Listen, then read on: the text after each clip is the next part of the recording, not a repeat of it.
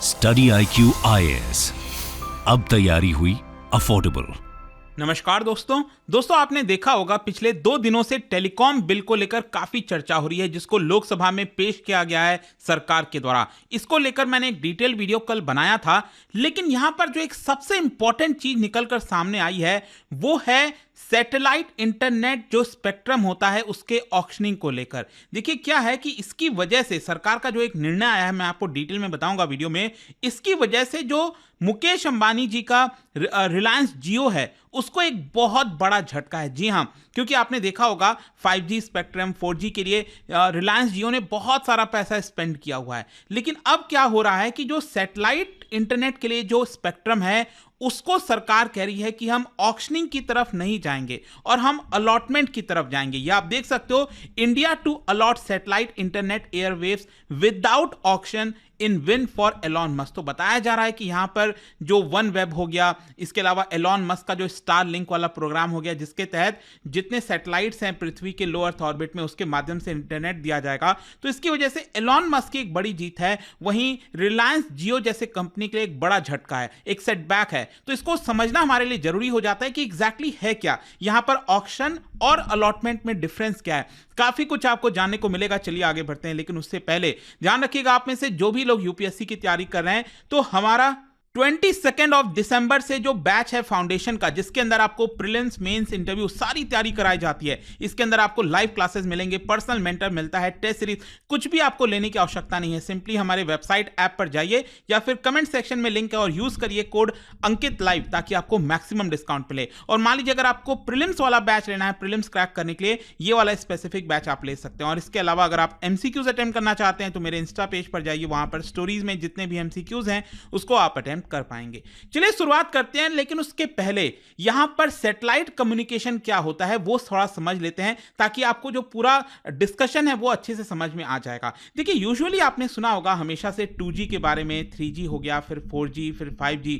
तो बेसिकली क्या होता है कि जो स्पेक्ट्रम की ऑक्शनिंग की जाती है, इनफैक्ट आपको याद होगा कि जब यूपीए की सरकार थी तो 2G वाला घोटाला सामने आया था एक, राइट। तो उसको लेकर सुप्रीम कोर्ट ने जितने भी यहां पर कंपनीज को 2G का दिया गया था स्पेक्ट्रम, उन सबको कैंसिल कर दिया था, राइट। वो भी एक मामला था, वो भी हम डिस्कस करेंगे आगे। लेकिन अभी तक क्या होता है कि जितने भी स्पेक्ट्रम थे उसका जो अलॉटमेंट होता था वो सब कुछ टेरिटोरियल बेस्ड थे। मतलब कि आपने देखा होगा आज के डेट में जब आप इस्तेमाल करते हो इंटरनेट वगैरह, तो वो कैसे आसपास का जो टावर है उसके माध्यम से होता है। मान लीजिए आप मोबाइल में 4G 5G का इस्तेमाल कर रहे हैं, तो ये टावर जो है मोबाइल टावर है उसके माध्यम से आपको मिलता है। और जो टावर्स हैं वो यहां पर वायर के थ्रू कनेक्टेड हैं एक दूसरे से पूरे देश भर के अंदर। तो इस तरह से आपको इंटरनेट की सुविधा मिल पाती है। लेकिन जो सैटेलाइट कम्युनिकेशन होता है उसमें क्या है, डायरेक्टली जो पृथ्वी आप देख रहे हो, पृथ्वी के इर्द गिर्द हर तरफ एक तरह से आप कह सकते हैं लो अर्थ ऑर्बिट में, मतलब 300-400 किलोमीटर अबव अर्थ, वहां पर बहुत सारे सैटेलाइट्स को जो है छोड़ा जाता है। जैसे स्टार लिंक हो गया, स्टार लिंक में तो हजारों, मतलब 20-30-40 हजार जो सैटेलाइट्स हैं वो लो अर्थ ऑर्बिट में एलॉन मस्क के द्वारा छोड़ा जा रहा है, और उसके माध्यम से डायरेक्टली आप इंटरनेट का इस्तेमाल कर पाएंगे। तो जैसे यहां पर मैं आपको बोल रहा था ना, ये स्पेक्ट्रम था, इसकी भी ऑक्शनिंग की गई थी, वैसे ही क्या ये वाला जो स्पेक्ट्रम है जहां पर डायरेक्टली सैटेलाइट के माध्यम से आपको इंटरनेट मिलेगा, तो उसका भी तो स्पेक्ट्रम है, उसका भी तो एयरवेव्स है, तो क्या उसके लिए भी ऑक्शनिंग होनी चाहिए? तो इसको लेकर सरकार का बड़ा निर्णय यह है कि ये जो ऑक्शनिंग है वो नहीं की जाएगी, इसकी जगह यहां पर अलॉटमेंट किया जाएगा। वो मैं आपको बताऊंगा। खैर, आई होप कि आपको समझ में आ गया होगा सैटकॉम है क्या और यहां पर मेन मुद्दा क्या आया है, क्यों हम आखिरकार इसके बारे में डिस्कस कर रहे हैं। देखिए एक तरफ यहां पर जो स्टारलिंक हो गया, इसके अलावा अमेजॉन का जो प्रोजेक्ट क्यूपियर हो गया और इसके अलावा वन वेब हो गया। वन वेब में मैं आपको बता दूं एयरटेल भी पार्टनर है इसके अंदर। तो ये कंपनीज क्या कर रही हैं, डायरेक्टली सैटेलाइट से आपको इंटरनेट मिल सके। और इससे फायदा क्या होता है, जब आप सैटेलाइट से देखोगे तो आप कहीं पर भी हो दुनिया में, उसके माध्यम से आप इंटरनेट प्रोवाइड कर पाएंगे। जैसे कि आज के डेट में तो क्या है कि जो ब्रॉडबैंड है उसके लिए पूरा वायर बिछाना पड़ता है, बहुत बड़ा इंफ्रास्ट्रक्चर कॉस्ट आता है। दूर दराज के इलाके में वो पहुंच नहीं पाता। लेकिन हाई स्पीड इंटरनेट चाहिए तो आप डायरेक्टली सैटेलाइट से भी ले सकते हैं, वो भी एक सुविधा है। लेकिन वो अभी तक भारत में इस चीज को स्टार्ट नहीं किया गया है। खैर, अभी इसको लेकर स्टार्ट किया जाएगा। लेकिन ये जो कंपनीज हैं जो डायरेक्टली सैटेलाइट से प्रोवाइड करेंगी, कूपियर या फिर वन वेब या फिर स्टारलिंक हो गया एलॉन मस्क का, तो ये खुश हैं इस चीज को लेकर। लेकिन दूसरी तरफ जो मुकेश अंबानी है, एशिया के वेल्दीएस्ट पर्सन, वो इससे कहीं ना कहीं नाराज है। नाराज मतलब रिलायंस जियो ने इसके खिलाफ बोला है। रिलायंस जियो का कहना है कि नहीं, इस तरफ नहीं जाना चाहिए। खैर, यहां पर एक और चीज आप देख ही सकते हैं कि सरकार टेलीकम्युनिकेशन बिल 2023 लेकर आई है, जिसके तहत 138 साल पुराना जो टेलीग्राफ एक्ट है वो रिप्लेस कर दिया जाएगा। इसके अलावा टेलीग्राफी एक्ट 1933 वो भी हो जाएगा रिप्लेस, और टेलीग्राफ वायर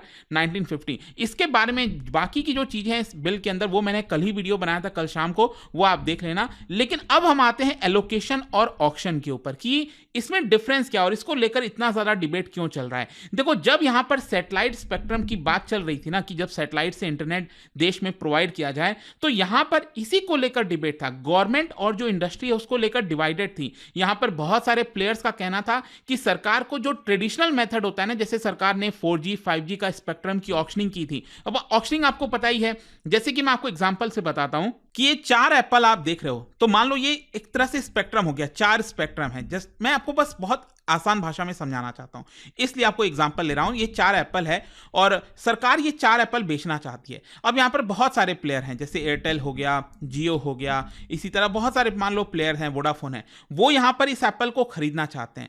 तो अभी तक क्या चलता था, अभी तक यहां पर इसकी ऑक्शनिंग की जा रही थी। जो जितना ज्यादा बोली लगाएगा, मान लो यहां पर जियो है, जियो ने कहा कि हम ये 2 एप्पल को जो है 100 रुपए में खरीदेंगे, लेकिन एयरटेल ने कहा कि नहीं, हम 110 में खरीदेंगे, फिर जियो ने कहा ऐसे।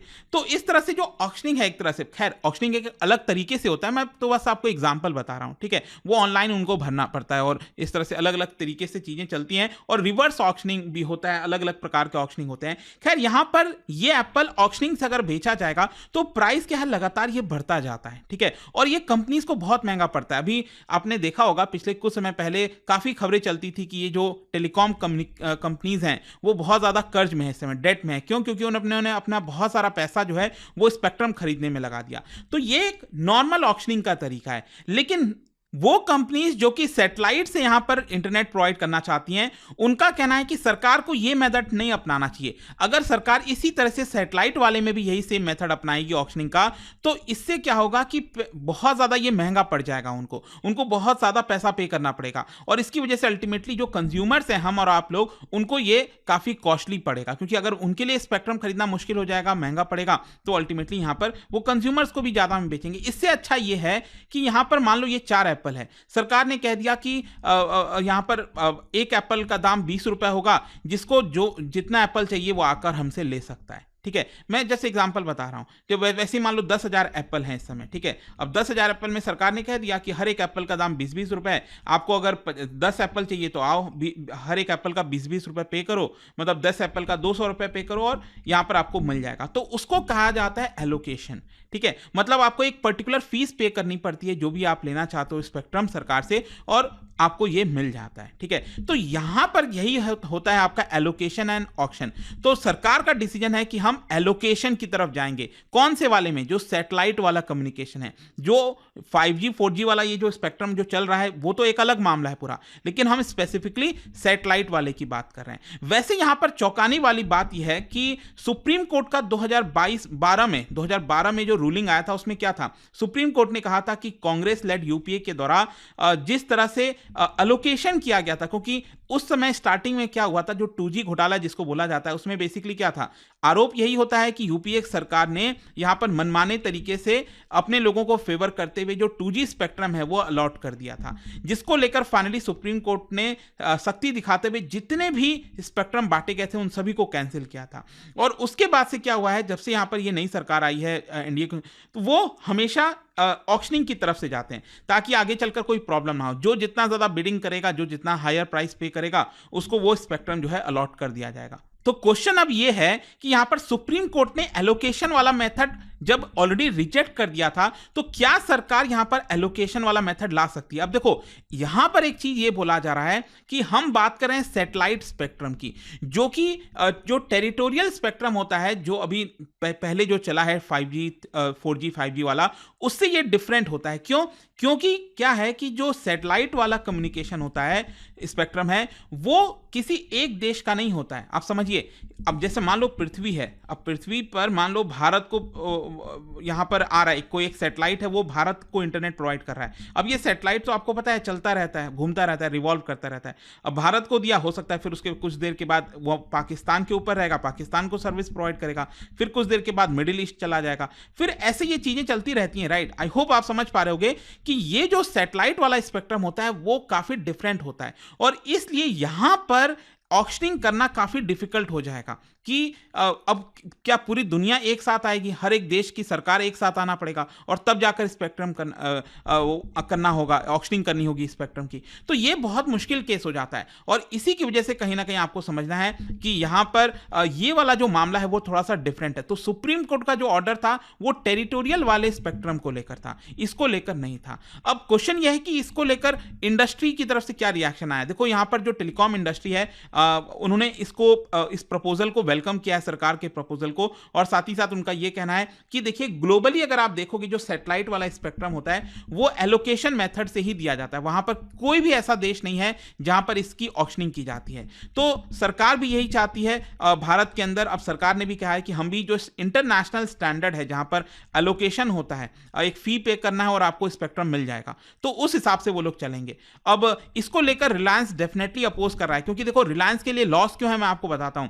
क्योंकि रिलायंस ने ऑलरेडी 5G स्पेक्ट्रम वगैरह के लिए बहुत सारा खर्चा कर दिया है। अब क्या होगा, एलॉन मस्क की स्टारलिंक जो है वो यहां पर सस्ते दाम में सरकार से वो स्पेक्ट्रम लेगी सैटेलाइट वाला, और सस्ते जियो से भी सस्ते दाम पर कंज्यूमर्स को वो बेचना स्टार्ट कर देगी। तो अल्टीमेटली क्या होगा कि रिलायंस जियो ने जो इतना हैवी प्राइस पे किया था 5G और 4G स्पेक्ट्रम के लिए, वो रिलायंस जियो कहां से उसका भुगतान करेगी, अल्टीमेटली वो प्रॉफिट कहां से कमाएगी। तो इसी की वजह से मैं आपको बता रहा हूं कि रिलायंस जियो के लिए एक बहुत बड़ा सेटबैक यहां पर बताया जा रहा है। लेकिन अल्टीमेटली ये भी है कि सरकार ने एलोकेशन ही क्यों चुना, क्योंकि जैसा मैंने आपको बोला कि दुनिया में कोई भी ऐसा देश नहीं है जहां पर जो सैटेलाइट वाला स्पेक्ट्रम होता है उसमें ऑक्शनिंग के माध्यम से वो चीजें की जाए। हर जगह एलोकेशन के माध्यम से ही किया जाता है, और इसीलिए कहीं ना कहीं सरकार ने भी इसको चुना है।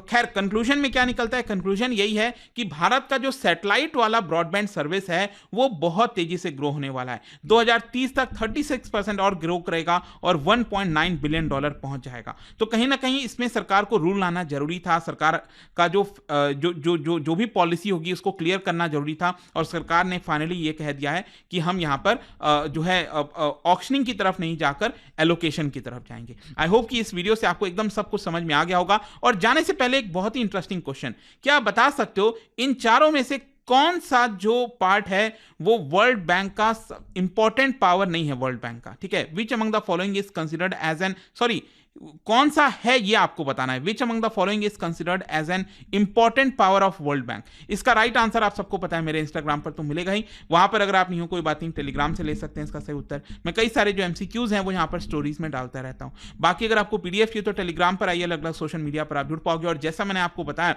परसों से हमारा जो फाउंडेशन बैच है UPSC का वो स्टार्ट हो रहा है। Don't miss that if you are preparing for UPSC, जिसमें कंप्लीट प्रिपरेशन आपको कराई जाती है। You just have to use the code Ankit live, कोई भी अगर आप बैच लेते हो स्टडी आई के ऊपर। आई होप कि वीडियो आपको पसंद आया होगा। मिलता हूं आपसे next time. Till then, thank you very much, see you soon.